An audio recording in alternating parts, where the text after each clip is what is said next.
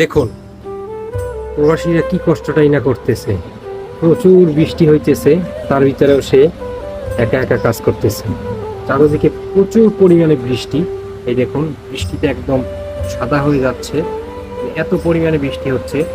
কিন্তু দেখুন ওই ভাইটি আমাদের, সে তার কাজ করে যাচ্ছে, কোথায় উঠে কাজ করতেছে দেখুন আপনারা।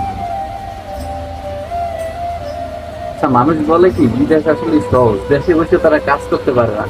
আসলে কি বিদেশ সহজ? একদমই না, এটা দেখার পরে একদমই মনে হবে না যে সহজ। তাই তো কত বড় একটা জিনিস, বৃষ্টির ভিতরে দাঁড়াই দাঁড়িয়ে এখনো কাজ করতে। সেটাই, মানে বজ্রপাত হচ্ছে আকাশে, যে কোনো সময় একটা বিপদ ঘটতে পারে।